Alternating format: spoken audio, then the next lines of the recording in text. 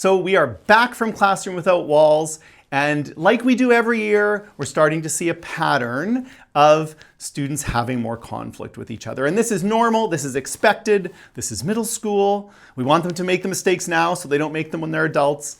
We had a couple boys be sent in this morning from the basketball court because they had conflict over the rules and what was fair.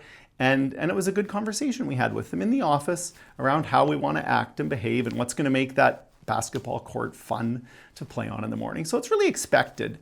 You might see that happening at home as well, where your kids are coming home and they're a little bit more frustrated. They have more conflict with their peers. It's two things sort of causing that right now. The first is that the shine of middle school might be wearing off for some of them. They've been on their best behavior and now you can't maintain that forever.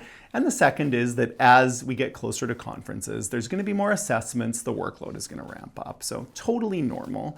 As a parent, when your child comes home with a concern about a classmate or something that went on, it's important to listen and just ask questions. Ask them what they're thinking to do about it and what help they might need, and kind of leave it at that. You don't want to dive in deeply and solve problems for them and give them a whole bunch of suggestions. Just ask them some questions.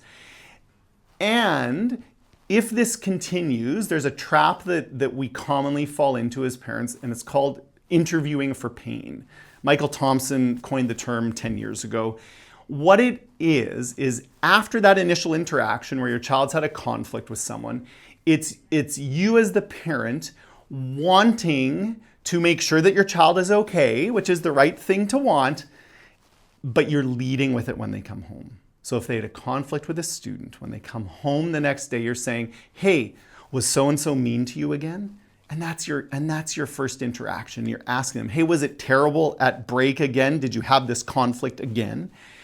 And what you're doing for your child is you're setting this expectation that things were awful or things were hard or things were bad. And the more you talk to your child in that way, the more they're going to spend their day looking for an answer. They're going to look for those examples, and it's actually going to impact the way they experience their whole day and the way they think about their day. And so it's tempting. It comes from the right place. You're wanting to check in with your child and make sure they're okay. But when you interview for pain, it actually makes it a lot worse. So that's a challenge for us as parents when our kids come home with concerns. And how do we not make it worse by interviewing for pain, but how do we help them see the good in their day and the positive in their day and the way that they've done what they want to do and done the right thing? So it's my challenge to you.